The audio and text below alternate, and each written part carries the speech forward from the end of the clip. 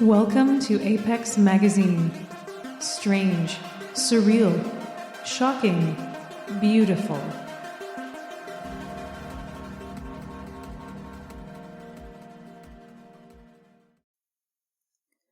This is the Apex Magazine podcast.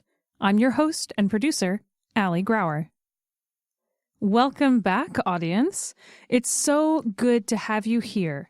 I hope this new edition finds you well, dear audience. If you are enjoying what we have to offer on this podcast, we cordially invite you to become an Apex Magazine subscriber or a Patreon supporter, or both.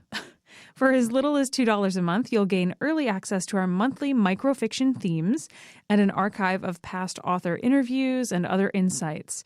Coming up this month in March, we have a very exciting lineup of exclusives from our authors from issue 130, interviews, story insights, photos, a writing workshop, and much, much more. Visit patreon.com/Apex Book Company for more information, or you can always subscribe to the magazine itself on our website, apex-magazine.com. And now, let us turn our attention to this month's story. Apex Magazine proudly presents Creatures of the Dark Oasis by Jo Stufflebeam.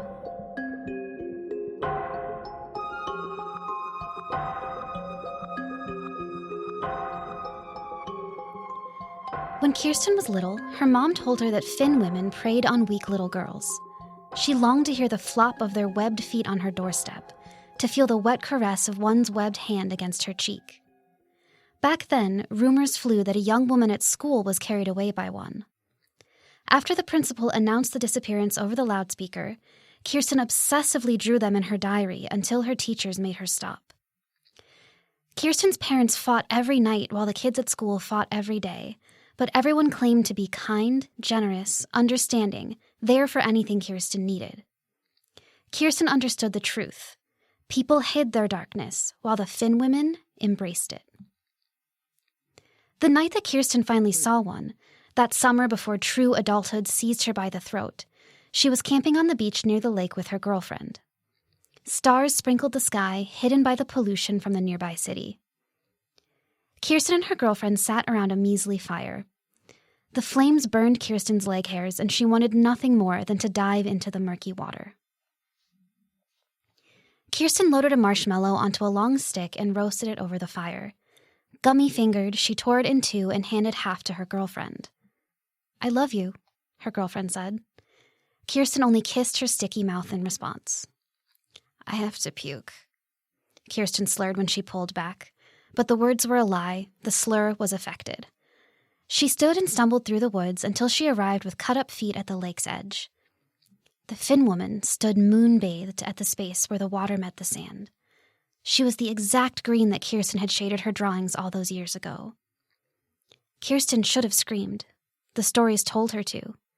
She knew this much about the creatures, that they rarely let themselves be seen. That they were hunted by town boys who made a sport of their blood in their speedboats. That they were as much a part of Kirsten's little town as the downtown bank building and its flickering exterior light. Now she knew this, too. They were magnificent. Kirsten breathed in deeply, and a strange scent of roses and fish made her gag. She bent, taken aback by the stench. By the time she stood back up, the Finn woman was gone. All that remained of her a ripple in the still lake water. Hollers filled the air, whoops and howls, followed by the revving engine of a speedboat in the distance. Kirsten could barely see the boys making their eager way toward the islands that dotted the lake. Kirsten chewed her lip. There were 5 islands. She and her girlfriend chose the least visited to build their campsite, rowing to it in her beat-up kayak. But there was no guarantee that the boys wouldn't find them, and no guarantee whether or not the boys would give them hell. Kirsten raced back through the woods, her feet slipping over slick mud. She made sure not to cry out, her lips a thin line at the bottom of her face. When finally Kirsten reached her girlfriend, she'd snuffed out the fire and sat, shivering in the dark. "Last thing I want is to deal with some dipshits," she said.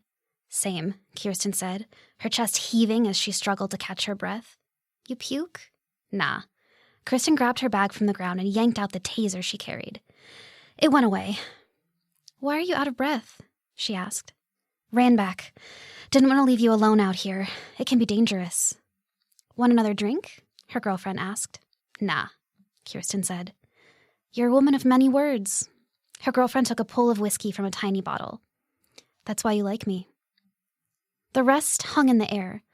The word that had been spoken, unreciprocated, ignored. Kirsten stared off into the dark of the woods. Across the island, a boat's engine approached, then died, and she heard the calls of boys with nothing better to do coming ever closer. As their unsubtle footsteps sounded at the edge of Kirsten's campsite, they swiped their flashlight over the women's skin, stopping when they reached the reddened face of Kirsten's girlfriend. Get that thing out of her face, Kirsten said, and the boys laughed. I mean it. This thing? One of the boys slurred, moving the light in circles instead. Kirsten yanked off the taser's cap, lined up the red laser, and pressed the button. The twin hooks shot out and latched into the boy's polo. He shook as the electricity crackled along the lines. Kirsten's girlfriend cackled, and once they seemed to realize what had happened, the boys followed suit. Shit, you girls know how to party, the lead boy said as the smartass knelt in the mud, the taser finishing its barrage. Come out on this boat with us. I'd love to see how that taser holds up to the muck monsters. Muck monsters. It was what people called the Finn women when they wanted to hunt them. Kirsten smirked. No boy she'd ever known had succeeded, though rumors swirled at school of epic battles. The rich boys' rifles versus the Finn women's sharpened claws. One of their classmates showed off a cat bite for weeks before his little sister outed him. Still, Kirsten was curious to see one up close for the second time. Let's do it, she said as her girlfriend's lips opened in an O of shock.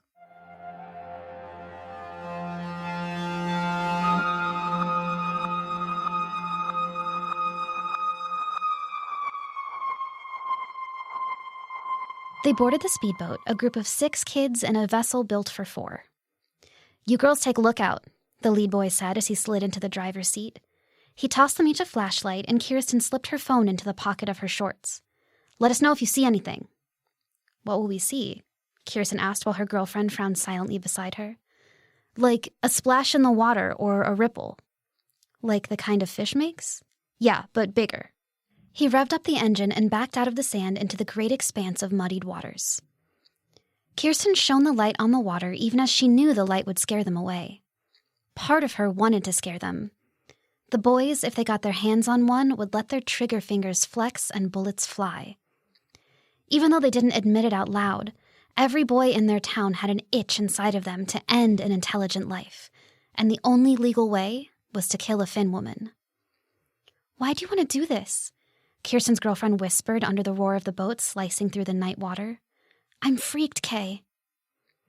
Kirsten looped one arm around her girlfriend's shoulder and squeezed.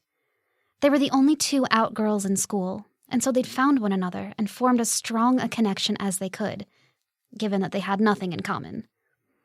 Kirsten's girlfriend wanted to settle down and turn the town inside out by living a traditional life. Show the city they were every woman, harmless. Kirsten wanted to blow exhaust all over the 8 churches as she sped out of town. Turn off that light, her girlfriend whispered. They're not even paying attention. It was true. The good old boys were whooping and hollering as they sped through the water, unconcerned about the 2 girls in the back. Kirsten clicked off her light, and her girlfriend leaned into her, resting her head on Kirsten's chest. This is actually kind of nice, she said. Mm-hmm, Kirsten said, peering out of the corner of her eye into the water. That's when she saw it. A splash, like the final memory of a diver's plunge. She yelped out loud. You see something? The smartass boy spun around, his eyes bugged out in excitement. You see one, girlie? Don't call me girlie, Kirsten said as her girlfriend pointed, silent into the dark. The lead boy killed the boat. Shh, his friend hissed to no one speaking. They peered nervously from boy to boy, then their gazes trailed the outstretched finger. The water was still. The lead boy laughed. Girls playing tricks on us. He aimed his gun out, then whipped it around to threaten Kirsten. Kirsten flinched as he pulled the trigger. Nothing. A troubled expression passed over his face, and he looked at the gun. He laughed, and his friends followed suit. Doesn't even know how a safety works, does she? I know how a safety works, Kirsten said. She clicked on the light and shone it right into the boy's eyes. He screamed out. It all happened fast after that. The click of him dislodging the safety, the chaos of screams from every person on the boat, the boys yelling at him not to do what he might be trying, Kirsten ducking onto the wet floor, the splash of Kirsten's girlfriend throwing herself overboard, and then the squelch of wet feet on the boat and a new presence in their midst. The Finn woman closed her hand around the gun's end, and the lead boy pulled the trigger, and the wet fish hand went flying out into the lake. The Finn woman screamed and swiped with her other hand, claws out, and Kirsten saw more and more of the fight as her night vision returned. The claws that dug into the boy's face, pulling one eyeball out of its socket, and the blood that gushed from his wounds and mixed with the lake water on the boat bottom, and the other boys hurrying to aim their guns to dislodge their bullets, and before Kirsten knew better, she was grabbing the Finn woman by her thrashing claws and pulling her overboard, deep under the water.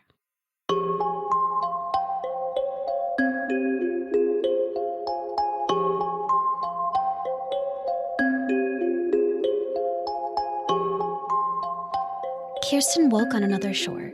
She coughed, and once she started, she could not stop. She rolled over and hunched up in the sand, hacking until her lungs screamed in her chest. The Finn woman knelt beside her. It held up its broken hand, wrapped now in seaweed. Kirsten wheezed as her stomach flipped. She should be frightened, but she felt strangely at peace beside the creature. If the Finn woman had wanted to kill her, she would already be dead. "Got you good, didn't they?" Kirsten said. The Finn woman pointed out across the island, but when Kirsten squinted in that direction, she saw nothing. "You live here?" The Finn woman shook her head. "He," she said, her voice like the gasping death sound of a drowning animal. "A man lives here?" Kirsten laughed and then regretted it. She clutched her throat and massaged the skin there, even knowing it would do no good to ease the scratch. "And what do you want with some island dweller? Only homes out here are ruined vacation huts occupied by squatters." Kirsten smirked. "You hungry for old man flesh or something?" Her grin sunk as the Finn woman kept pointing. The Finn woman stood, her arms still outstretched, pointing out into the lazy forest. "He." Kirsten nibbled at her lip, then planted her hands down into the sand and struggled to sit. "Show me." Kirsten stood, clenching her abs to keep the blood from rushing too quickly to her head.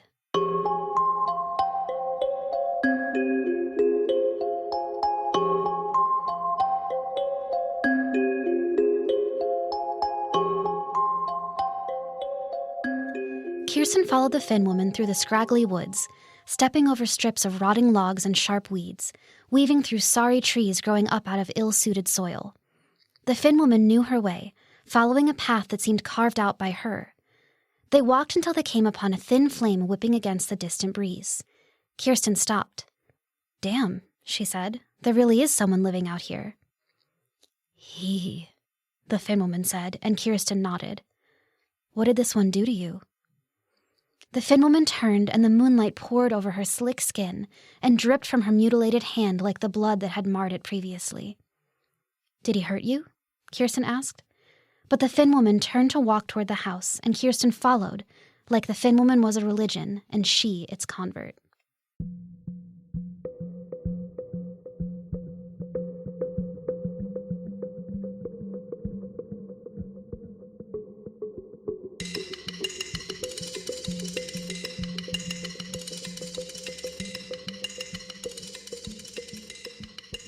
Kirsten peered into the cabin's window.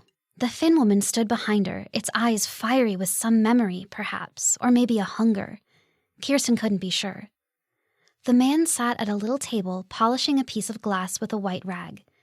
His hands were scarred, his face a mess of healed wounds. She glanced back at the Finn woman, but she did not move from the spot where she stood. The man took the polished glass, wrapping it into his rag. He stood and made his way to the wall, pausing before a mount. He bent and worked at an item set upon the floor, and when he stood, the object in his arms, Kirsten gasped. It was the head of a Finn woman, taxidermy, the eyes now lifeless marbles in its face. Kirsten stumbled back.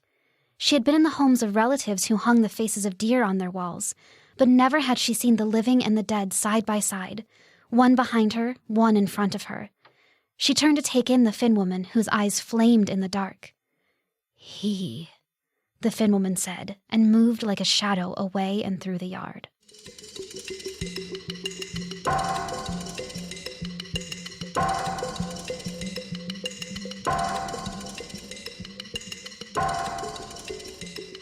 Kirsten had never shied away from violence, but she had never followed its trail to a house in the woods either. She looked around trying to find the Finn woman. Her heart pounded in her chest, the pulse throbbing in her neck, and the scene spun around her as she moved eagerly toward the house. She looked down at her closed fist. Did she dare knock? Give the man a warning? She found herself pressed to the window, watching, waiting. Should she knock? Her breath fogged the glass. The Finn woman stood in the doorway behind the man. The creature had made no sound upon entering, and now the man stood looking at his prize upon the wall, oblivious to the reckoning at hand. Kirsten didn't budge, even as she sucked in a gasp of hot air. The Finn woman charged across the room, the claws of her good hand extended. She sunk them into the man's back. Blood sprayed across the mount, dissolving into the still moist flesh of the dead Finn woman. The living beast ripped her claw up, slicing the man's torso in half. He fell to the ground with a great thunk. Kirsten screamed then and ran back to the lake, where she swam with the last of her energy until she spotted in the distance a lonely flashlight. She crawled aboard the boat. Her girlfriend and the smartass, the only remaining boy, held each other, bleeding and wet, over two lifeless bodies. Shaking, they held the flashlight out in front of them like it might keep them safe. They screamed when Kirsten spoke. They didn't stop screaming until the water police wrapped their warming blankets around their shivering bodies.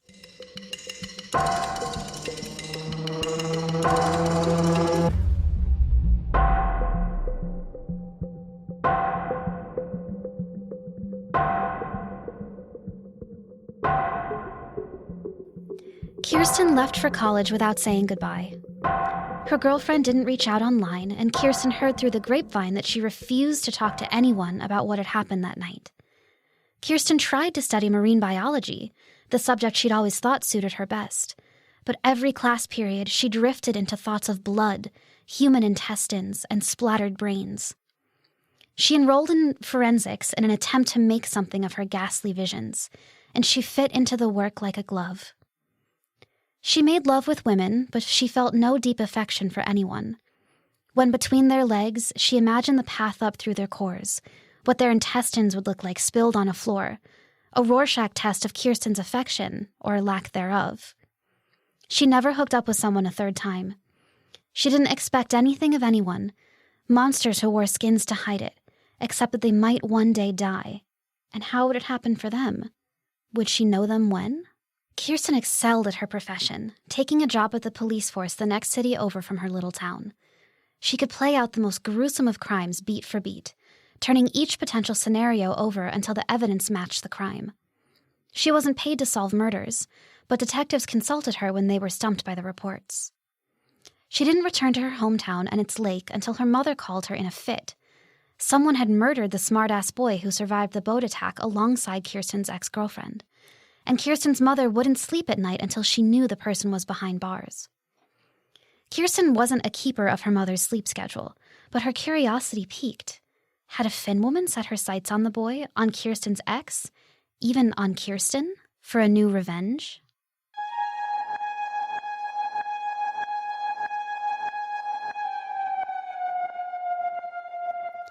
As soon as Kirsten stepped through the door to her childhood home, her mother pulled her into a choking embrace.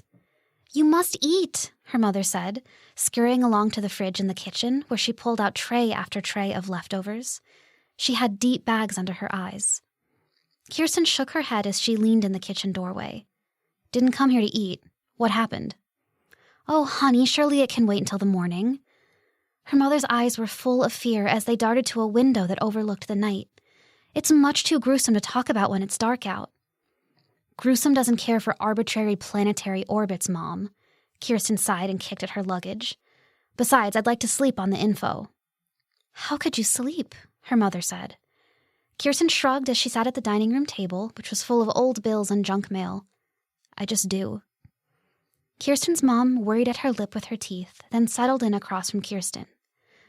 I'll tell you. The boy had been found in his run-down apartment. Since that night on the lake, he'd taken a gig at the Oil and Lube, married a waitress who worked at the local fish fry, and failed, rumor had it, to produce any children, despite his family's eager wishes. I don't need to know the state of the man's seed, Kirsten said. He's not going to breed anything now. Don't be obscene, her mother said, and don't interrupt. The boy and his wife seemed happy enough, like one of those couples who were okay to sit in silence when they took meals, and didn't make much fuss outside of a drunken scene on holidays. But while his wife had gone to a girls' weekend with 2 friends from high school, someone had snuck in and slashed the boy's throat. Claw marks? Kirsten said. But clean, her mother said. They think human. But who? Behind her eyes, Kirsten saw the flash of the Finn woman's claws. Who indeed?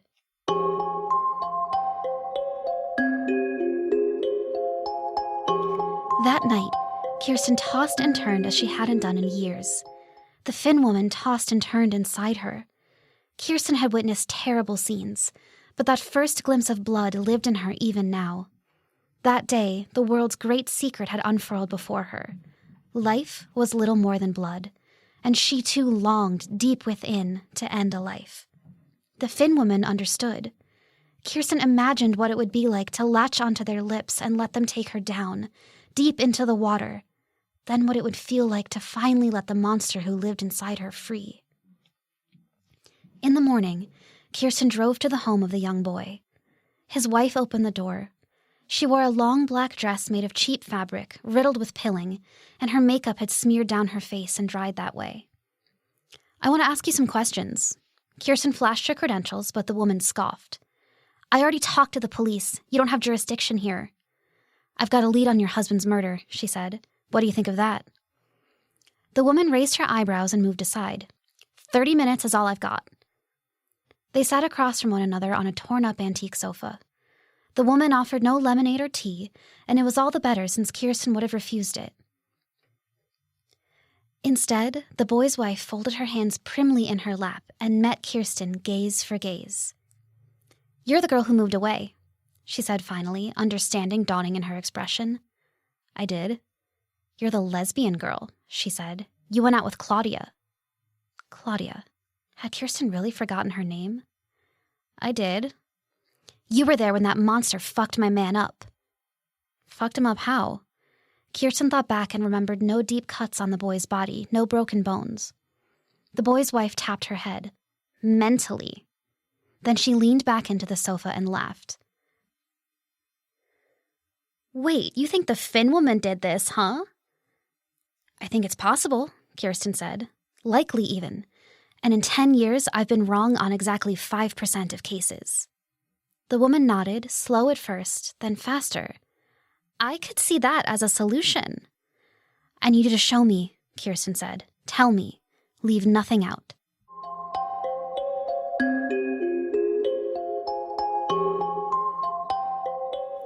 According to the woman, she was away with her friends when it happened. The police said that it must have been an attempted robbery, but the only thing stolen was a gold heart necklace with a little diamond set into it. They didn't have much, and the necklace was a gift for their latest anniversary. Mikey, that was the boy's name, kept a gun under the bed, and it had been pulled out like he caught the guy and was trying to protect himself. But like in all things, the wife said, my husband failed. He was found with slashes across his throat, sprawled on the bed. Kirsten inspected the room, but forensics had done their diligence, photographed and dusted and everything they knew to do. Like idiots, they were letting the wife stay in the crime scene, though the blankets and sheets were stripped from the bed. Where do you sleep? Kirsten asked her. Couch, she said. Some nights with friends. Kirsten ducked to check under the bed. What she was looking for, she had no clue, but maybe a stray claw had torn out of the Finn woman, or a mysterious green goo. She saw only one thing that seemed out of the ordinary, a woman's worn Converse shoe. She recognized it. It belonged to her ex.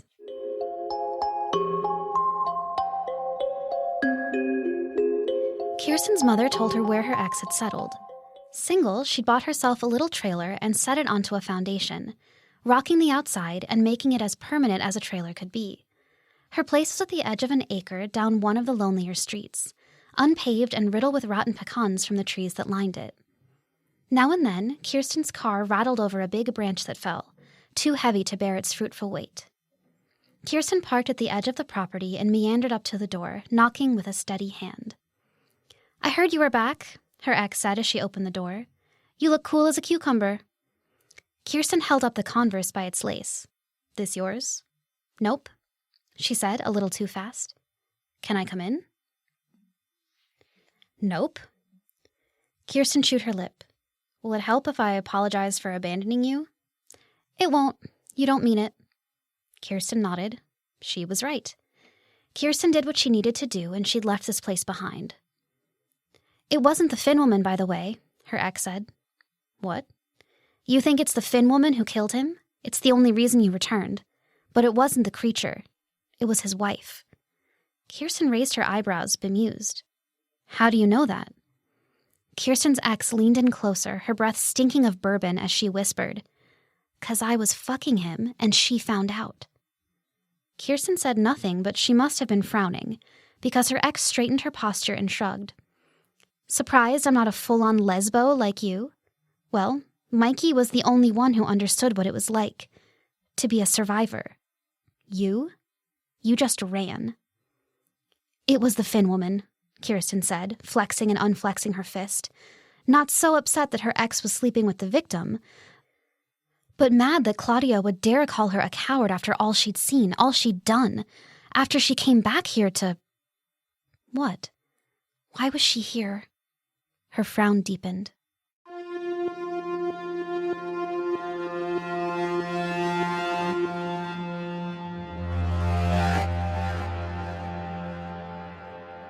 Down at the docks, Kirsten paid cash for the pontoon.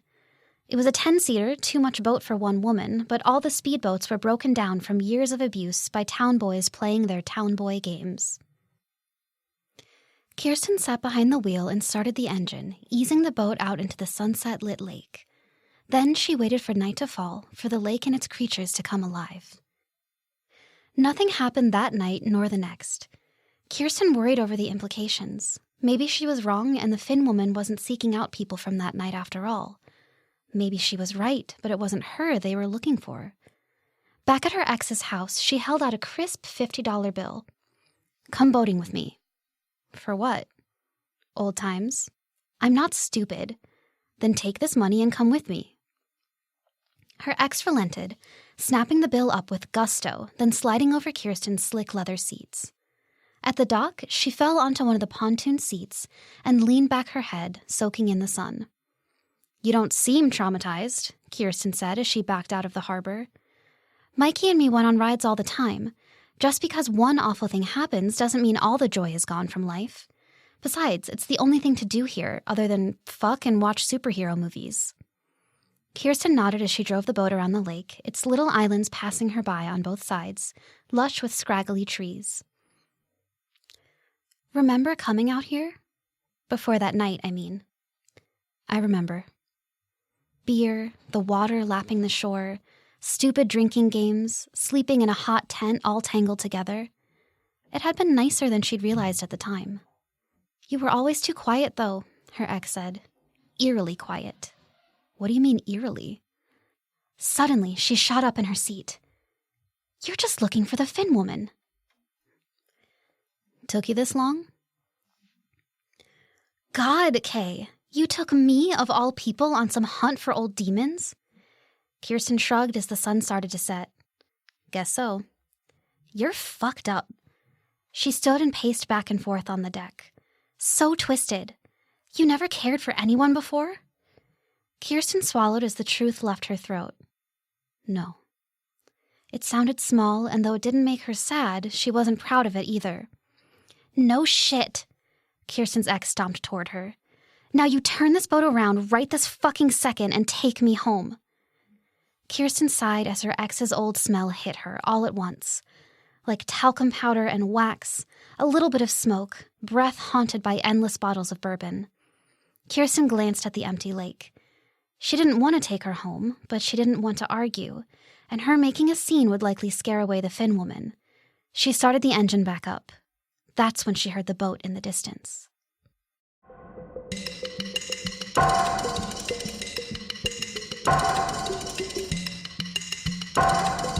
In the swamp dark, Kirsten couldn't tell who was driving, but from the light shining out into the water, she could tell that they were headed directly for her. Crouch, she ordered her ex, who followed her instruction without hesitation. Kirsten drove. Rough waves rushed underneath them, the wake of the other boat, intensifying as they met the pontoon and hoisted it up and down. Kirsten swallowed her nausea and steered away. The other boat followed, gaining speed. In the dark, Kirsten couldn't tell what kind of boat it was, but the vigorous hum of its engine suggested speed. Kirsten cursed herself for forgetting the lake boys and their violent lust. How humans sought out the worst and got the worst in return. Boys with guns was what brought she and her ex into the mess all those years ago, wasn't it? Kirsten frowned as she rounded a bend, skirting close to the shallow depths in an attempt to lose the boat.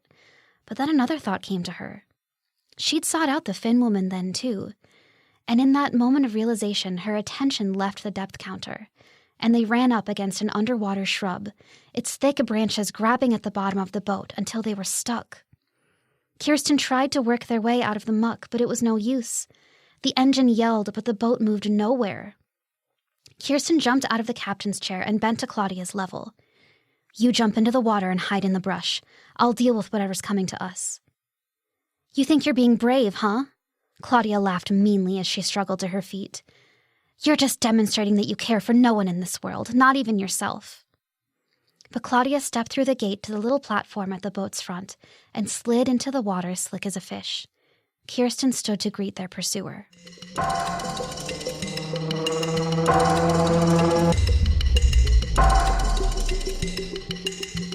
The boat rammed into Kirsten's pontoon, the light flashing back and forth erratically, blinding Kirsten as the presence boarded. Then the darkened form spoke. "Where'd the bitch go?" the woman said.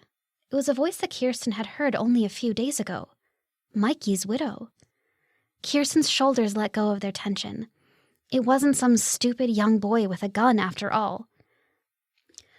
"What are you doing, driving like an idiot out here?" Kirsten said, stepping forward. "I'm here for the woman who thought she could fuck my husband and get away with it." Kirsten recognized the tone in her voice. Monstrosity. It was inside her the same way it was inside every lake boy, every potential murderer, every murderer who already met their destiny.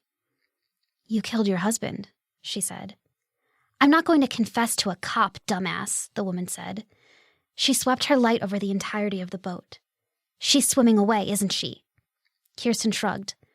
The woman laughed, then dove into the lake with a splash that sent the boat swaying gently in the water. Kirsten thought of the Finn woman's sticky green hands, imagined them pulling her into the water, and jumped after them. At first, she floated in the water, listening for nearby commotion. As her eyes adjusted, she peered out across the lake. In the distance, a tiny island loomed, and on its twisted shore, shadows moved. She swam towards them. By the time she reached the island, her breath came out in shallow gasps. She fell onto the ground, a dirty mix of red clay, sand, and rough water grasses. The brush cut her belly as she crawled across it. She heaved deep breaths into her lungs, eager to stop the dark from spinning around her. She heard a scream. Then, a few seconds later, another one. She struggled to her feet and stumbled forward. When she reached the forest, she fell through its scraggly trees, her feet crunching sticks beneath her, pulling the smell of molding piles of leaves into her eager lungs, and she fell closer and closer to the sound source until she found the clearing, and the scene within it. Mikey's widow lay on the ground, her guts exposed, one long line of flesh open and gaping in her abdomen. Her intestines spread out like octopus tentacles from her belly. Kirsten stopped, and it felt like the ground beneath her sunk further as she gasped. Near the body, Claudia stood horror-stricken, unable to move as the Finn woman stood, set her sights, and inched towards her. There was no difference in the guts of the widow and the guts of the victims Kirsten had studied. No clue that this woman had done terrible things. Kirsten looked up at her ex, Claudia, and her heart dropped into her stomach. Claudia's insides would bear no hint that Kirsten had kissed her, fucked her, that she had loved Kirsten, that Kirsten had failed her. It was nothing to split a person open, to disappear into the water, to go where people could not and dwell in the depths. The Finn women were creatures inexplicable and wild, murderous, vengeful. People could be the same, but most of them struggled against it. Kirsten had failed to struggle. She had sought the easy way out. She lunged forward, unarmed, and jumped into the Finn woman, knocking her down into the too wet ground. The Finn woman screeched, and Kirsten yelled back at Claudia, "Go! Go!" But Claudia didn't go. Instead, she reached into her pocket and pulled out the smallest pistol that Kirsten had ever seen. "You think I don't protect myself after all that went down?" Kirsten rolled away as fast as she could, as Claudia sent a flurry of bullets flying toward the Finn woman. The monster screamed. Claudia didn't stop firing until the Finn woman was far from sight. "Did you get her?" Kirsten asked as she stood, her body protesting every movement. "How the hell should I know? I'm a terrible shot." Kirsten laughed as Claudia looped arms with her. "Let's get you fixed up," Claudia said, her wet caress against Kirsten's skin like a memory transformed. Old wet desire threatened to unleash itself, a longing to run after the creature, to join that world of honest monsters. But she glanced over at Claudia as Claudia led her to the edge of the island, where surely a patrol boat or a boat full of lake boys would pass by soon enough. She'd never been honest either about the things that lived inside of her. "I never loved you," she said to Claudia as Claudia set her down in the sand and settled beside her. "I know," Claudia said.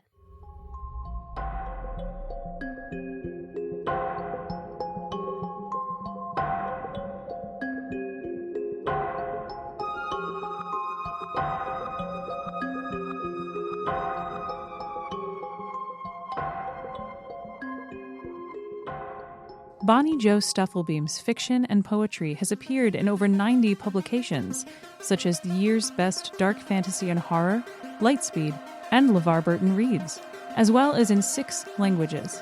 By night, she has been a finalist for the Nebula Award. By day, she works as a narrative designer writing romance games for the mobile app Chapters. She lives in Texas with her partner and a mysterious number of cats. Laura Jewell is an English teacher in Evanston, Illinois. She holds a BA in theater from Miami University and a Master of Science in Education from Northwestern. In her free time, she's a level 7 Enchantress and a full-time mom to an orange cat named Orange Cat. This is her first narration. Sounds used in this episode are licensed from Soundstripe.com. The theme music for the Apex Magazine podcast was written and produced by Alex White. If you enjoyed this podcast, visit apex-magazine.com for more strange and beautiful fiction by Bonnie Jo Stufflebeam and many others. Our genre magazine also includes interviews with authors and artists, fiction reviews, and nonfiction by some of the leading voices in the business. Subscriptions are $24 annually. That's apex-magazine.com. Thank you so much for listening. We'll see you next time.